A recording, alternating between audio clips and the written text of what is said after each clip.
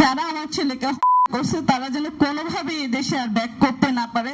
শেখ হাসিনার আমি চাই, আর যদি এই বিচার না হয় তাহলে তারা আমার সন্তানকে ফেরত দেখ, আর নাহলে আমাকে ফেলো, কারণ আমার বাচ্চার আর কোনো অবলম্বনই নাই। আমি শহীদ আব্দুল্লাহ বিন জাহিদের মা ফাতেমাতুল জোহরা। আমার ছেলে রমিজউদ্দিনের এবছরে বেঁচে থাকলে সে এইচএসসি পরীক্ষা দিতে, যেটা জুনের 26 তারিখ থেকে শুরু হচ্ছে। আমার ছেলে 5ই আগস্ট বিকেল আনুমানিক 4:30 থেকে 5টায় বের হয় আনন্দ মিছিলের উদ্দেশ্যে। নিজ হাতে ওই দিন আমার বড় ছেলেকে খাওয়া দিই।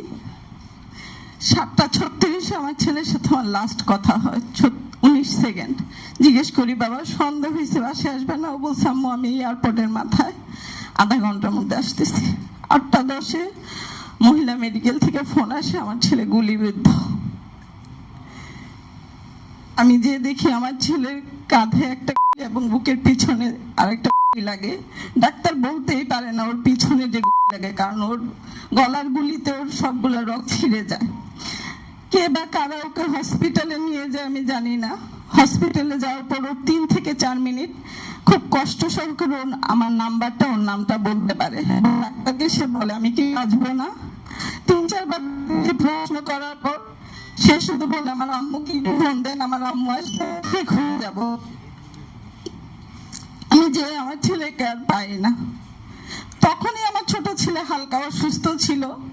আগস্টের 9 তারিখে আমি পিজিতে ওকে ভর্তি করি। অনেক পরীক্ষা নিরীক্ষার পর আগস্টের 19 তারিখে ওর ক্লোন ক্যান্সার ধরা পড়ে এবং সেটা 3rd স্টেজে ছিল। অলরেডি তার 12টা কেমো কমপ্লিট করছি এবং 33টা রেডিও কমপ্লিট করছি। আলহামদুলিল্লাহ আগের চেয়ে অনেক সুস্থ।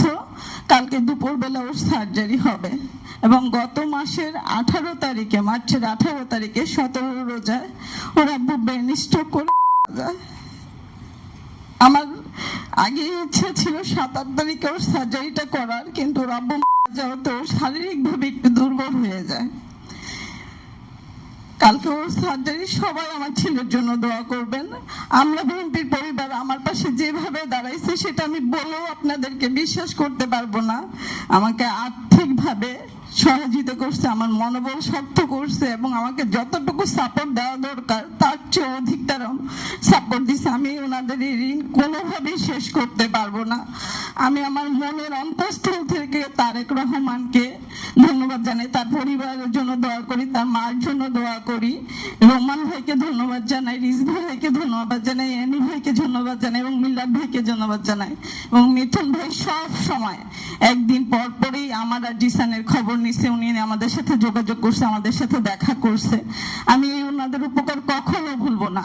আর আমি সর্বশেষ এতটুকুই আপনাদের মাধ্যমে বলতে চাই, যারা আমার ছেলেকে হত্যা করছে তারা যেন কোনোভাবে এই দেশে আর ব্যাক করতে না পারে। শেখ হাসিনার ফাঁসি আমি চাই, আর যদি এই বিচার না হয় তাহলে তারা আমার সন্তানকে ফেরত দেখ, আর নাহলে আমাকে মেরে ফেলো, কারণ আমার বাচ্চার আর কোনো অবলম্বনই নাই।